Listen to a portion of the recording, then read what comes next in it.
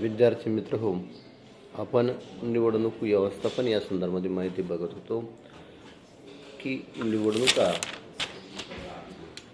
ह्या अत्यंत पारदर्शक त्या ठिकाणी होणं गरजेचे आहे. हे बघत असताना आपल्याला निवडणूक आयोगाचे कार्य देखील बघणं महत्त्वाचे ठरते.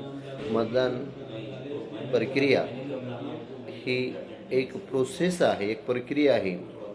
या प्रक्रियेमध्ये अनेक घटकांचा समावेश त्या ठिकाणी होत असतो. मग हे घटक निवडणूक आयोग आपला अधिकार किंवा कार्य त्या ठिकाणी बजावत असताना कशा प्रकारचं त्या ठिकाणी वर्गवारी करून आपले कार्य त्या ठिकाणी पूर्ण करत असते हे बघणे या ठिकाणी क्रमप्राप्त ठरते. यामध्ये सर्वप्रथम मतदार याद्या तयार करणं हे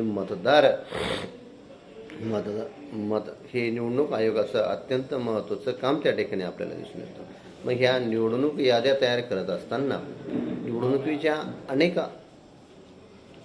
वर्ष अगोदर याद्या ह्या अपडेट करण्याची भूमिका त्या ठिकाणी चालू असलेली आपल्याला दिसून येते. मूळ निवडणुकी याद्या तयार केल्यानंतर यामध्ये दरवर्षी काही मृत्यू होत असतात.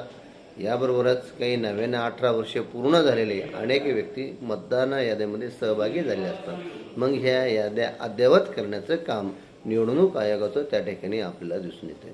केवळ याद्या अपडेट करून होत नाही, तर छायांकित याद्या त्या ठिकाणी असणं गरजेचे आहेत. मग त्या ठिकाणी त्यांचे फोटो असतील, सर्व प्रक्रिया त्या ठिकाणी अद्ययावत करण्यासाठी छायांकित मतदार यादी त्या ठिकाणी करावी लागत असतात. आणि ह्या अपडेट केलेल्या याद्या ज्या वेळेस निवडणुकीमध्ये निवडणूक केंद्रावर पाठवण्याची भूमिका त्या ठिकाणी करावी लागत असतात. अशा स्वरूपाचे संपूर्ण भारतभर या याद्या निवडणूक आयोगाला त्या ठिकाणी अद्ययावत ठेवण्याचं काम त्या ठिकाणी करावे लागत असतात.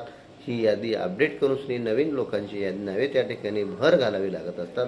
अशा स्वरूपाचे निवडणूक आयोगाचं सर्वप्रथम जर काम कोणतं असेल तर ते म्हणजे मतदार याद्या तयार करणे व त्या तयार केलेल्या याद्यामध्ये अपडेटेशन त्या ठिकाणी चालू ठेवण्याची भूमिका देखील त्यांना काम करावे लागत असते.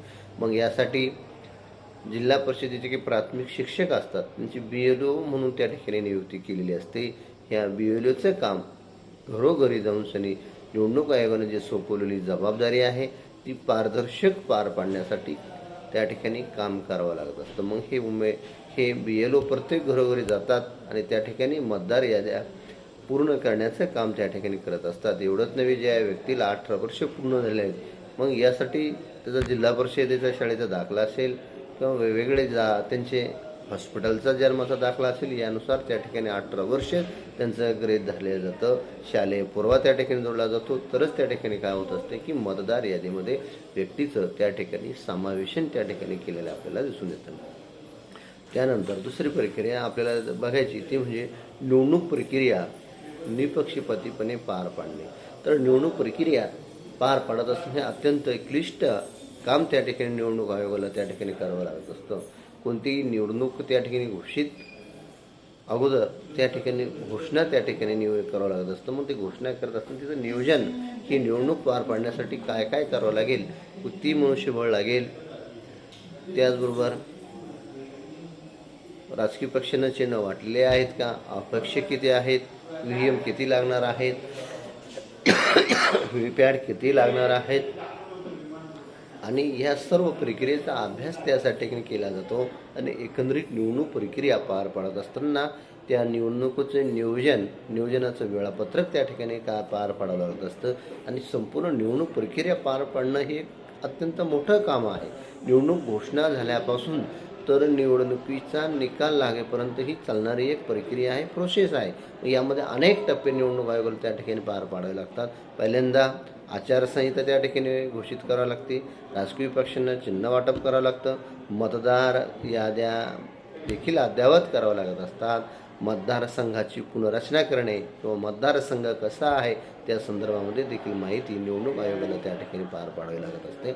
अशा स्वरूपामध्ये निवडणूक आयोग पार पाडत असताना आपल्याला दिसून येतो. त्यानंतर तिसरा महत्त्वाचा घटक म्हणजे आचारसंहिता होय. कारण निवडणूक आयोगाला आचारसंहिता त्या ठिकाणी पार पाडावी लागत असते. तर राजकीय पक्ष आणि जे काही उमेदवार निवडणुकीमध्ये उभे असतात यांच्यासाठी एक आदर्श आचारसंहिता निवडणूक आयोग त्या ठिकाणी घोषित करत असतो. कारण राजकीय पक्ष निवडणुका आल्या तर सत्ताधारी राजकीय पक्ष अनेक कामांची मोहीम हातीमध्ये घेत असतो, परंतु अशा वेळी त्याचा परिणाम प्रलोभन म्हणून जनतेवर पडू नये म्हणून एक आदर्श अशी आचारसंहिता त्या ठिकाणी करावी लागत असतात आणि ही आदर्श आचारसंहितेचे अनेक नियमावली त्या ठिकाणी आपल्याला दिसून येते. ही एक महत्त्वाचं काम निवडणूक आयोगाला त्या ठिकाणी पार पाडताना आपल्याला दिसून येतं. त्यानंतर एक चौथ्या नंबरचं काम म्हणजे चिन्ह वाटप करणे. कारण निवडणूक लढवताना मुळातच काही राजकीय पक्षांना चिन्ह वाटप अवघडच झाले असतात. कारण अधिकृतपणे अनेक राजकीय पक्षाकडे चिन्ह असतात. प्रादेशिक पक्ष असतील, राष्ट्रीय पक्ष असतील, अखिल भारतीय स्वरूपाचे पक्ष यांच्याकडे ऑलरेडी चिन्ह कायमस्वरूपी त्या ठिकाणी दिले गेले असतात. हे कायम चिन्ह देण्याची भूमिका देखील राजकीय पक्ष निवडणूक आयोग त्या ठिकाणी पार पाडत असतो. मग या ठिकाणी BJP जर असेल, कमळ आहे, राष्ट्रवादीचं घड्याळ आहे. म्हणजे प्रत्येक राजकीय पक्षाचं एक स्वतःचं वेगवेगळं चिन्ह त्या ठिकाणी आपल्याला निवडणूक आयोग बहाल करत असतो.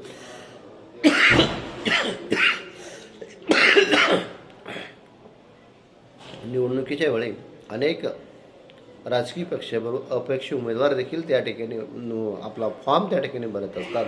मग यांना निवडणूक चिन्ह वाटपाचं काम किंवा गरीत धरण्याचं काम देखील निवडणूक आयोगाला पार पाडावं लागत असतं. तर हे निवडणूक चिन्ह तात्पुरत्या स्वरूपाचं त्या ठिकाणी अपेक्षा उमेदवारांना दिलं असतं आणि हे चिन्ह राजकीय पक्षाचं चिन्ह वगळता त्या ठिकाणी देण्यात असतं.